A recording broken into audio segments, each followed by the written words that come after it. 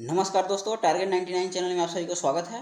दोस्तों आज के इस वीडियो में 16 नवंबर 2021 जो कि सेकंड शिफ्ट में हिंदी से संबंधित यूपीएसआई में जो सारे प्रश्न पूछे गए थे उसका वीडियो लेकर के प्रेजेंट हुए हैं। दोस्तों, अगर आपको ये वीडियो पसंद आए तो वीडियो को लाइक करें, चैनल को सब्सक्राइब नहीं किए हैं तो प्लीज़ चैनल को सब्सक्राइब कर लें, साथ ही साथ बेल आइकन को दबा लें ताकि मेरे द्वारा डाला गया हर वीडियो का नोटिफिकेशन सबसे पहले आप तक पहुँचे। तो अगर आप इससे पहले 12, 13, 14, 15 नवंबर तक के सारे शिफ्ट का हिंदी से संबंधित प्रश्न का वीडियो नहीं देखे हैं तो आप प्लेलिस्ट में जाकर वहां सारा वीडियो बारी बारी से देख सकते हैं।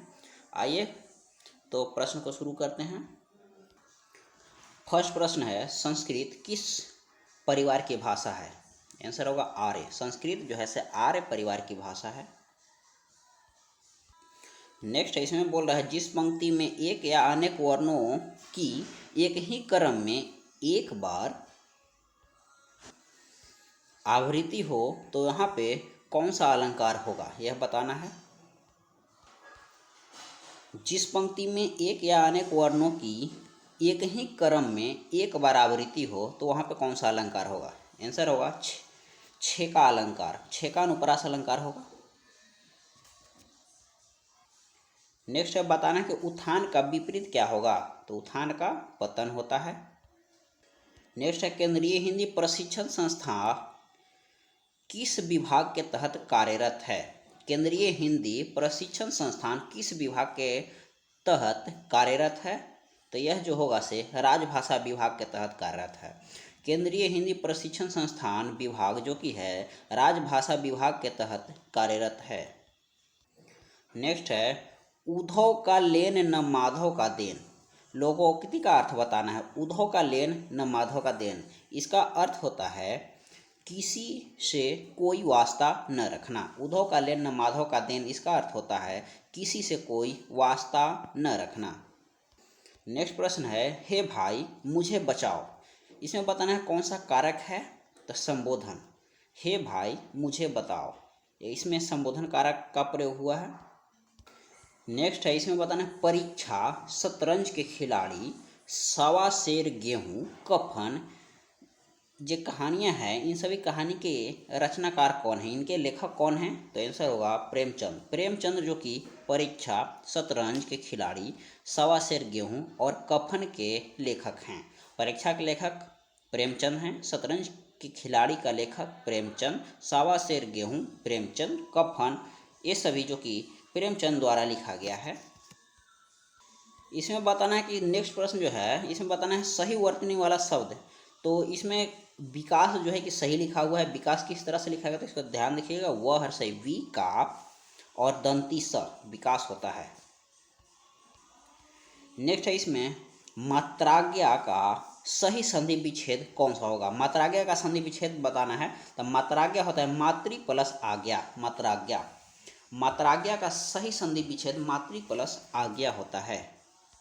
नेक्स्ट है, इसमें प्रत्यय बताना है। नशीला, नशीला में प्रत्यय बताना है। तो इसमें ईला, ई दीर्घ ला, नशीला में ई दीर्घ ला, ईला प्रत्यय है। इसमें बताना है व्याघ्र, व्याघ्र का तत्भव रूप क्या होगा? तो व्याघ्र जो कि है तत्सम, इसका तत्भव बाघ होता है। व्याघ्र का तत्भव बाघ होता है और व्याघ्र जो है से तत्सम शब्द है। नेक्स्ट प्रश्न है, रामू थोड़ी सी मिठाई खाओ, इसमें बताना है कि थोड़ी सी क्रिया की बताना है क्रिया विशेषण का कौन सा रूप है? थोड़ी सी है से कौन सा क्रिया विशेषण है? रामू थोड़ी सी मिठाई खाओ, तो थोड़ी सी कौन सा क्रिया विशेषण है? तो यह परिणामवाचक क्रिया विशेषण है। थोड़ी सी है जो कि परिमाणवाचक क्रिया विशेषण है।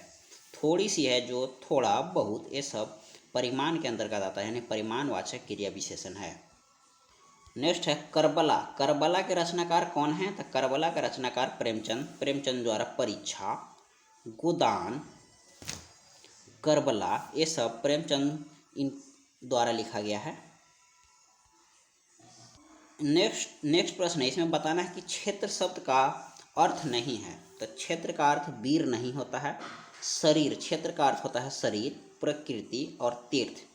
तीर्थ, प्रकृति, शरीर ये सभी क्षेत्र का अर्थ होता है। क्षेत्र का अर्थ शरीर, क्षेत्र का अर्थ प्रकृति और क्षेत्र का अर्थ तीर्थ होता है।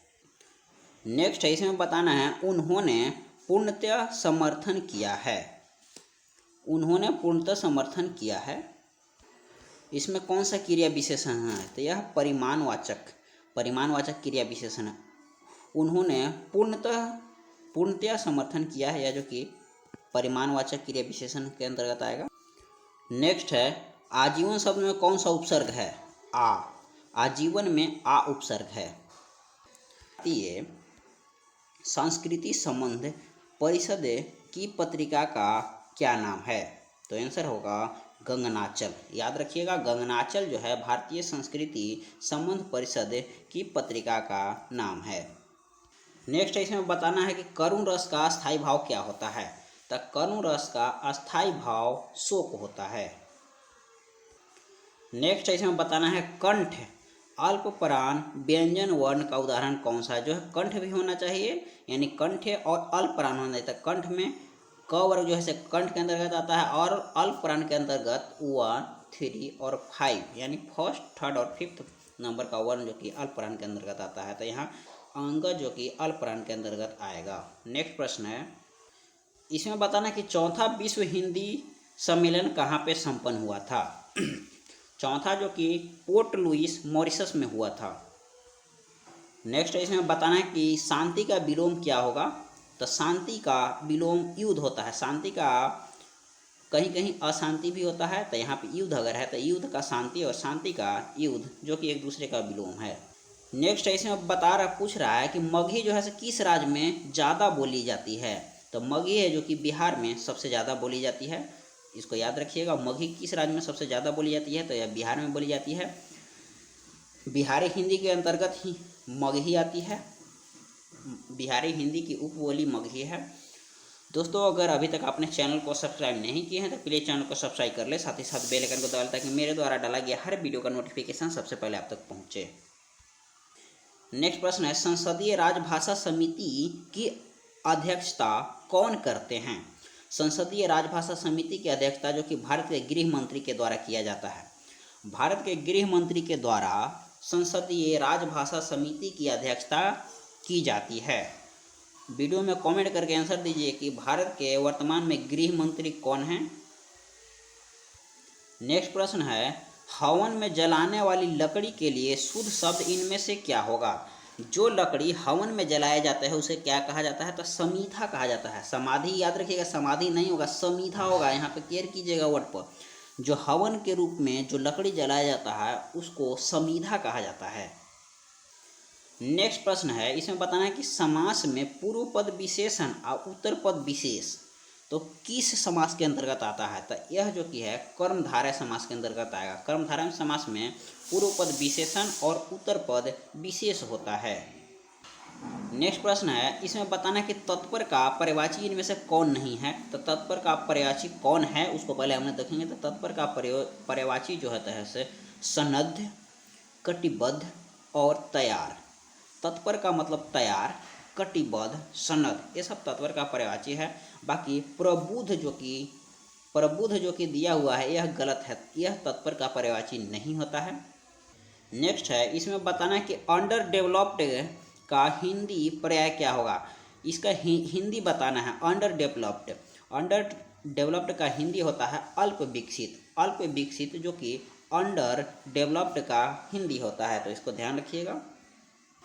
नेक्स्ट प्रश्न है, इसमें कह रहा है कि यह किताब मेरी है। इसमें बताना है कि यह जो है किस प्रकार का विशेषण है? तो आंसर होगा सार्वनामिक विशेषण। सार्वनामिक के विशेषण क्या होता है? वह सर्वनाम जो संज्ञा से पहले आता है वह सर्वनामिक विशेषण होता है। जैसे यह जो कि है सर्वनाम है और किताब जो है कि संज्ञा।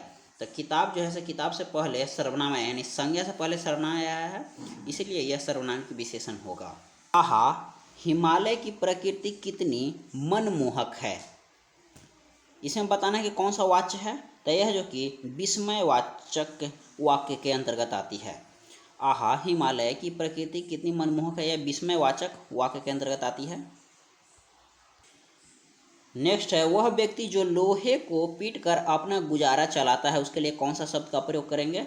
वह व्यक्ति जो लोहे को पीटकर अपना गुजारा चलाता है उसके लिए कौन सा शब्द प्रयोग होगा? तो आंसर होगा लोहार।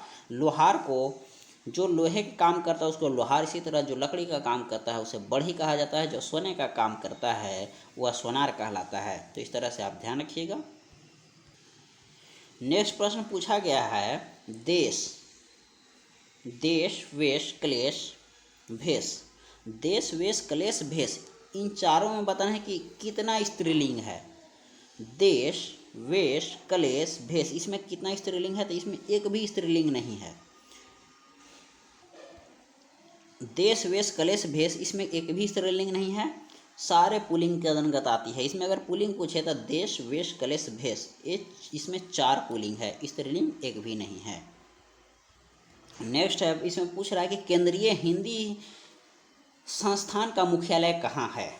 केंद्रीय हिंदी संस्थान का मुख्यालय कहाँ है? तो यह होगा इसका आंसर आगरा। आगरा में केंद्रीय हिंदी संस्थान का मुख्यालय है। नेक्स्ट प्रश्न जो कि पूछा गया था, ममता कालिया को दुखम सुखम उपन्यास के लिए कौन सा पुरस्कार दिया गया था? दुखम सुखम उपन्यास के उपन्यासकार जो कि ममता कालिया है। दुखम सुखम किसके द्वारा लिखा गया है? तो आंसर याद रखिएगा, ममता कालिया के द्वारा। दुखम सुखम के लिए ममता कालिया को व्यास सम्मान पुरस्कार से सम्मानित किया गया था। दुखम सुखम के लिए ममता कालिया को व्यास सम्मान पुरस्कार दिया गया था, तो इसको ध्यान रखिएगा। नेक्स्ट है, आंखें फेरना, मुहावरे का अर्थ बताना है। आंखें फेरना माने उपेक्षा करना। आंखें फेरना मुहावरा का अर्थ होगा उपेक्षा करना। नेक्स्ट प्रश्न है, इनमें से कौन सा जो कि अंधकार का पर्यायवाची है? अंधकार का पर्यायवाची जो कि ध्वांत होता है। अंधकार का पर्यायवाची ध्वांत होता है, याद रखिएगा। अंधकार का इनमें से पर्यायवाची जो कि ध्वांत है। नेक्स्ट इसमें बताना है कि इसमें कौन सा शुद्ध शब्द है, यानी रोहिणी किस तरह से लिखा जाता है।